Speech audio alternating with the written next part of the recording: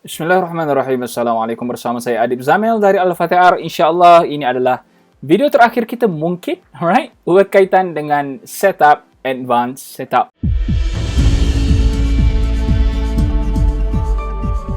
Jika anda seorang digital marketer, anda memang owner business yang suka bermain dengan Facebook Pixel, anda boleh terus pergi ke advanced setup ini untuk anda install Facebook Pixel anda, dapatkan ID dalam personal ads manager anda ataupun business manager anda.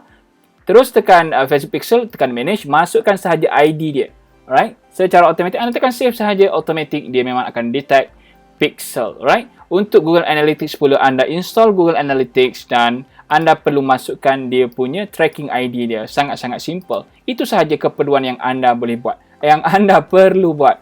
Alright, kita ada integration dengan WooCommerce. Saya tak berapa suka. Anda boleh try, tekan manage, anda follow sahaja arahan dia, sangat-sangat simple. Anda ada di bahagian domain, adanya custom domain. Ingat, anda nak guna domain anda sendiri, getgomart.com, .my and so on. Anda boleh beli ataupun anda boleh request dengan Yezza untuk anda bayar kepada mereka secara bulanan, secara tahunan. Boleh, tiada masalah. Untuk domain verification ini adalah untuk anda verify business manager anda. Inilah tempat dia. Right? Untuk anda verify business manager, so domain verification ini sangat penting. Right? Dan itu sahaja untuk perkongsian pada kali ini. Anda boleh follow saja kalau anda nak buat domain verification, tekan manage. And dia kata copy and paste your Facebook meta tag, content feed below. So cari sahaja yang ini, adanya content ini, copy paste sahaja. Anda perlu follow. Dia ada banyak, dia ada 3 upload HTML and so on. Dan anda perlu follow sahaja arahan dia. Sangat-sangat simple. Alright? Saya tak boleh contoh sekarang dekat sini.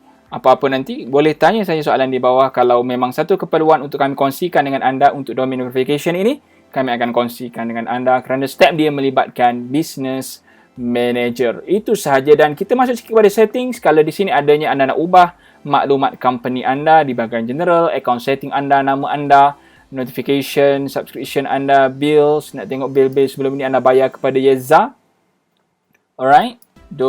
Anda boleh tengok ada Zoo Apps. Okay, Zoo App ini maksudnya adalah hide your customer will not receive any notification and able to track order from your company. Okay, ini Zoo App lah. Package, ini boleh tengok package yang anda langgan sekarang. Saya ambil yang personal tapi saya ambil yang free version. So anda boleh tengok kalau RM147 sebulan ini berapa, anda ada 5 user account. So yang ini pula package yang seterusnya, Yezza Pay dia RM1 sahaja, sama juga dengan business. So dia ada kelebihan-kelebihan masing-masing, alright? So ada kekurangan dan sebagainya. Kalau anda nak delete company from Yezza, anda boleh tekan delete saja di sini, terpulang kepada keperluan anda, alright?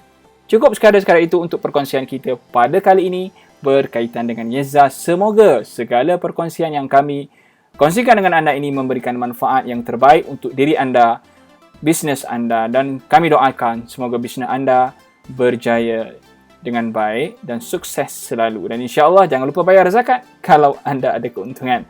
Alright, that's all. Thanks for watching. Jangan lupa komen apa-apa persoalan anda di bawah dan kami akan respon komen anda dengan sebaiknya. Dan jangan lupa untuk subscribe channel Alfateh Art kerana setiap subscribe anda memberikan senyuman kepada pihak kami. Alright, thanks for watching.